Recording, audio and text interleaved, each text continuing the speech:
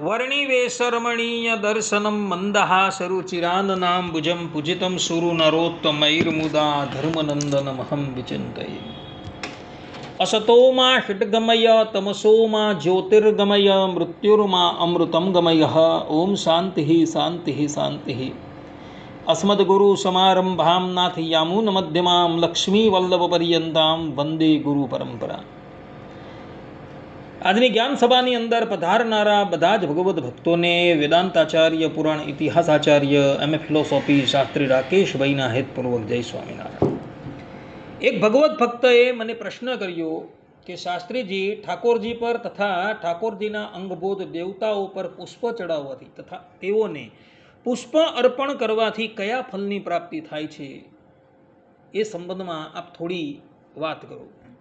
અર્થાત કે એ સંબંધમાં શાસ્ત્રોમાં કોઈક પ્રમાણ છે? ત્યારે અમે એને કહ્યું કે હા, મહાભારતના અનુશાસન પર્વ અધ્યાય 97 શ્લોક 21 અને 22માં આ સંબંધમાં પ્રમાણ જોવા મળે છે.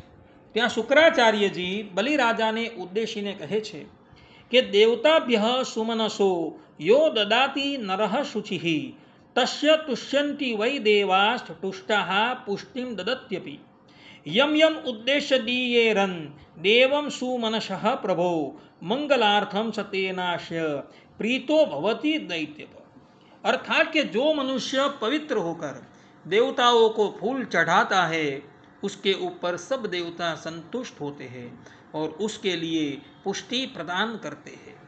प्रभो दैत्यराज, जिस जिस देवता के उद्देश्य से फूल दिए जाते हैं वह उस पुष्पदान से दाता पर बहुत प्रसन्न होते हैं और उसके मंगल के लिए सचेष्ट रहते हैं.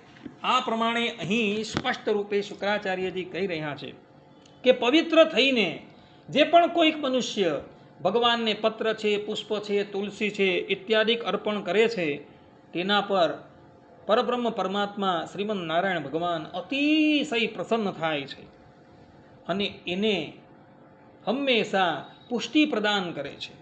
આ ઉપરાંત જે ઉદ્દેશ્યથી ઠાકોરજી પર કે દેવતા પર પુષ્પ ચડાવવામાં આવેલા હોય એ પુષ્પદાનથી દેવતાઓ અતિશય પ્રસન્ન થાય છે અને એના મંગલને અર્થે હંમેશા સચેષ્ટ રહે છે.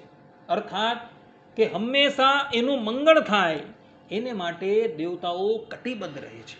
માટે ભક્તો, અહીં શુક્રાચાર્યજીએ જે પ્રમાણે કહ્યું છે તે પ્રમાણે તમે બધા પણ છેલ્લે કંઈ ન મળે તો નિત્ય પૂજાની અંદર અર્થાત કે સેવામાં ઠાકોરજીને એક તુલસી પત્ર પણ અર્પણ કરજો.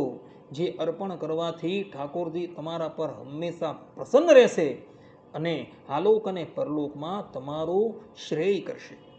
માટે ભક્તો, બધા જ લોકો કમસે કમ એક તુલસી પત્ર તો સેવામાં ઠાકોરજીને અર્પણ જ કરે.